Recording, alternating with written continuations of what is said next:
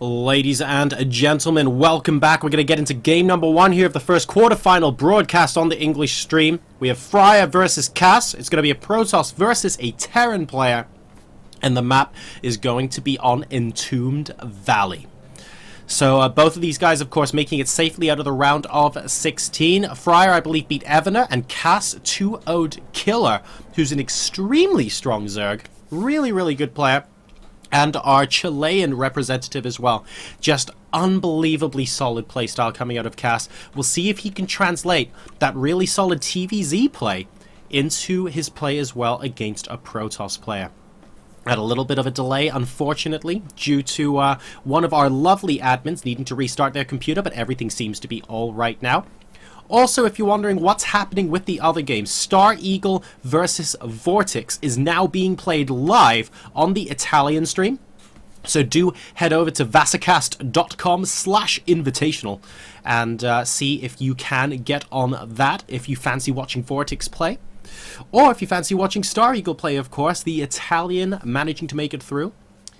And over here we've got FRAER versus Kas, which leaves Cloud TLO and Luciferon Snoot to be played after these. I'm not sure which one of those two games I'll get, but I will update you when I find out.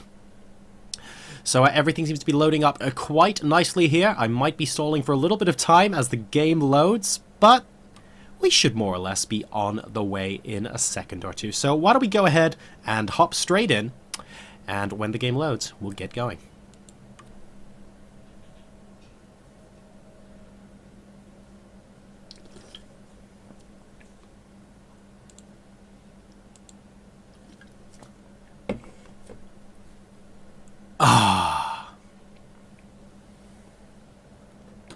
Make no mistake, I needed that. Ladies and gentlemen, boys and girls, welcome to Entombed Valley and the quarterfinals of the Vasacast Invitational. Spawning in the top left position as the red Terran player representing Team Empire, ladies and gentlemen. The super solid Terran player. Let's see what he can come up with against a new opponent. It is Kas. And in the bottom right-hand corner, as the green Protoss player, ladies and gentlemen, we have, representing roxkis Gaming, let's see how he does here, it is FRAER. Now, FRAER's been a little bit on the back burner. He's played in a lot of European tournaments, especially online ones, but doesn't make too many big appearances in offline tournaments. So it's not surprising that fewer people know of him, but his skill level is so unbelievably high. It really is a joy to watch him play. I used to cast FRAER a reasonable amount because he used to play a lot of Playhem dailies when those were around. So those were really cool, and I got to see some of his skill level up close and personal. He was always in there. Turek was always there. Of course, we had Hyun as well, who was always in those, and Violet, who won quite a lot. So that's all pretty cool. Kas, in the meantime, though, he's going to be starting off with a quick gas after these barracks. So going to be going into a fairly standard opening, not going for a gasless 1-Rax expand. In the meantime, it appears I have chosen an energy drink that is carbonated as my second one. And I forgot to pick one of the ones that aren't carbonated, and as a result, I'm attempting not to burp for about half of this cast, so that may or may not end up being quite amusing. First gateway going down after the Nexus first opening, coming out of here from FRAER. 3 SCVs immediately mining that gas, and we have a second barracks coming down afterwards as well. So it looks like Kas, a very specific build in mind. We'll see what happens as it unfolds. Are we going to see a prompt? Yes, we are. We're going to see a prompt reactor come down on this barrack. So, ladies and gentlemen, what I believe we're likely to see coming out of here from Kas, and it's supposed to be quite effective against Protosses that expand early if it's not careful, is a concussive shell timing. I believe we'll see a tech lab go down on this barracks reasonably quickly and concussive shell research, and we're going to see some Marines pop out of this barracks, some Marauders pop out of this one, and we're going to try and deny the natural expansion of the Protoss. That is the ultimate goal of this opening here. Let's see how successful Kas can be.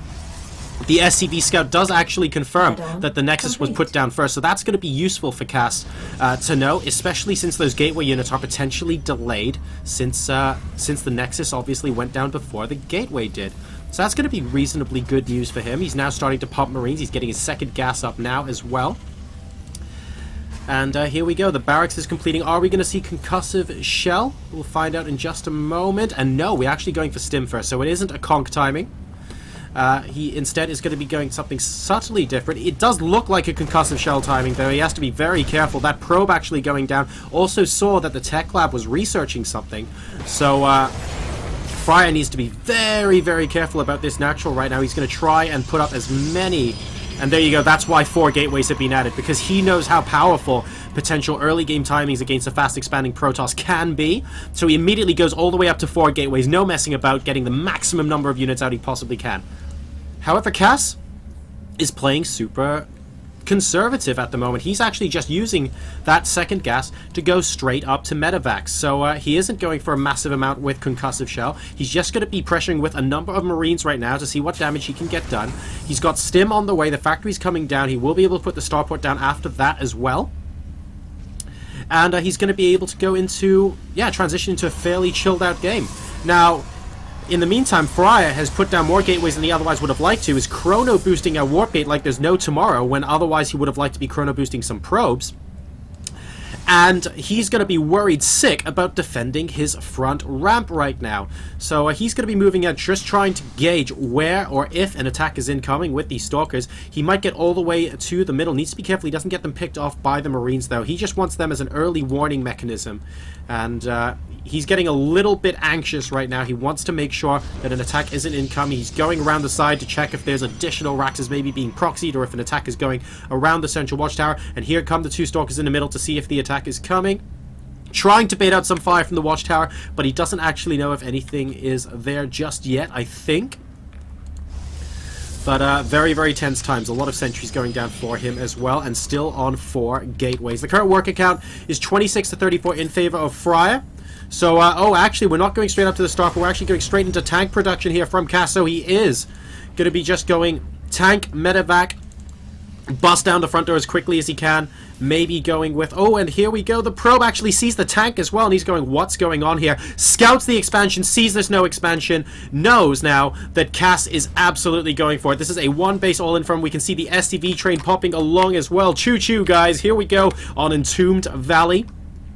And Cass is potentially going to hit a very, very sick timing against FRAER here. Let's see if the force fields can hold up.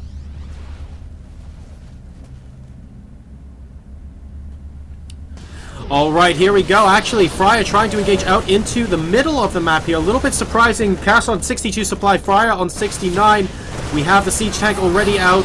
Note that there is no siege mode on the tank. And, oh, a lot of stims coming in, so those Marines are on quite low health. But it looks like the sentries are about to go down, and these Stalkers are being forced into the 3rd base location, which means they are separated from the reinforcing Zealots. That's a problem. Another stim coming out from Cass. He might be overextending slightly. He has to be very careful, because FRAER is buying himself a lot of time by running these Stalkers away. Take a look at reinforcing units. Will it be enough here?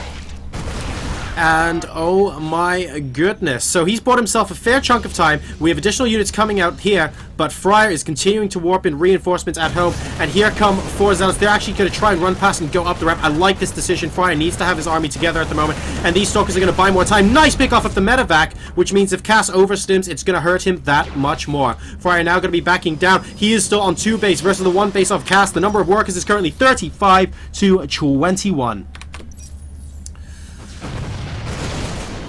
Cass now attempting to move forward, picking off units here and there, but unfortunately for him... Oh, hang on a second, we actually do have a massive engagement here. The problem is if FRAER continues to trade this army like this, he is probably going to be able to hold on the grounds that Cass ideally wants to keep the biggest army possible, because he is still on 1 base. There is, however, a pylon here and a probe on the high ground, so FRAER could warp in some Zealots to harass the mineral line while this is going on. That would be pretty amazing indeed. He's actually pushing Cass all the way back to the watchtower right now. Cass is feeling like he's left with nowhere to go. He's continuing to make more units. He's got all those SCVs that went with the first attack have now died. And his medevac count with this army is currently 0, so it's really, really tough for him right now. And here we go. Zealots going into the mineral line. This is not good news for Kas. Only on one base, and that one base is not really going to be mining any longer as well. Kas has to push forward with this army and try and win with it. We have additional warpins coming in at the natural expansion very soon indeed. Those are being chrono boosted out as we speak. More Zealots coming in to tank the damage, and we might see an engagement here that could decide the game. The Marines stimming forward, but then moving back. In the meantime, the Zealots actually preventing mining for oh so long. They're still not all dead. There is no mining going on for Kas right now. He is down. The 36 supply versus the 52 of FRAER.